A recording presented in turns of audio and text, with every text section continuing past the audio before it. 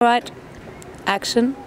Hi, my name's Charlie Veitch. We're here at Syon House in the Conservatory Gardens, as you can see behind me. This is one of the reminders of the old regime's power over people's minds and physically over them, really, because you imagine the amount of people it took to build this and maintain this, all for the Duke of Northumberland.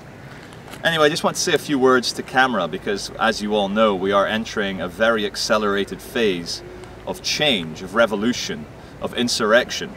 And there is a coming insurrection, which the bubblings we can see already all around Europe and in America.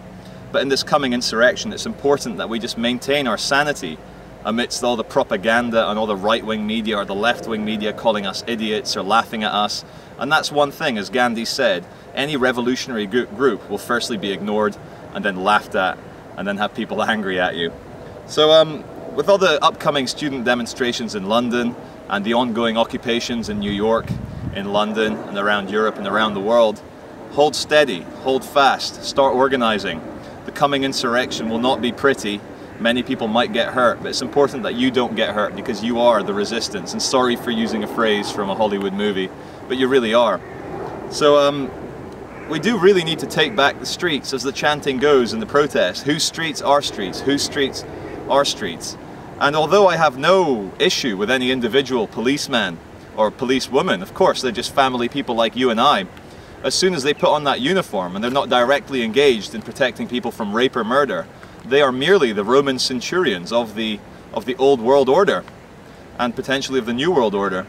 So in any revolution, the police will have to take sides, whether they're with the people or whether they're with the crown, in the case in Britain and Canada, or with the feds in America and what have you.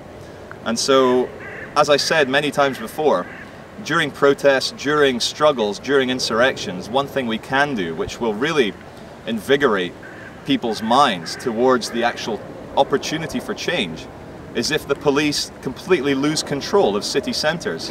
And as the chanting goes, whose streets are streets? I think I'm fed up of being kettled, of being detained, of being constricted from my movements merely for voicing my opinion in public.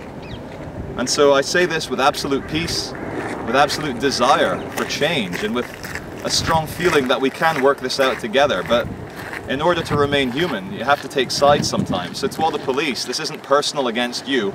This is against the uniform. This is against the Queen's crown that you wear on your forehead as part of your uniform. And so please don't get scared. We will not lynch you. We'll forgive you, during this revolution. But, excuse me, there's a pram going past.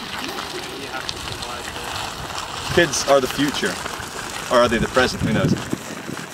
But as I say, any paramilitary force, like the Territorial Support Group or whichever group within the police or the army, it's essential that they lose control, as we see in Athens, as we saw in Egypt, as we see around the world, as we've seen in demonstrations in London many times, the Brixton riots, the poll tax riots, the recent riots in London, the socio-economic riots. And the only way people will believe that they have a chance for real change is when they see the old structures of power start to collapse and start to fail. And then they'll see just that how the emperor wears no clothes, that they're weak. And so hold tight, Let's create a bit of chaos. Let's start to stir the shit up a bit. And people always ask, what kind of world are you going to bring in? Well, what's the alternative? Well, I say don't worry about that. Our role here as revolutionaries isn't to create a new world. It's to make sure that the old oppressive one is finally put away with. And what we create out of the ashes of an old enslaving, nasty system which brutalizes the whole planet, I leave to you guys. And I have absolute trust that together we'll figure it out, we'll work it through. And I think the risk is worth it. I think what people do is they hold on to this current system out of fear. Fear of change, fear of the unknown, fear of potentially losing their house or losing food. But when you look at the rape and murder of this planet, any risk, I think, is worth taking. And we can define ourselves as a human species forever by our actions now in the early 21st century. So with absolute revolutionary fervor and love, Charlie Veitch, let's get on with it.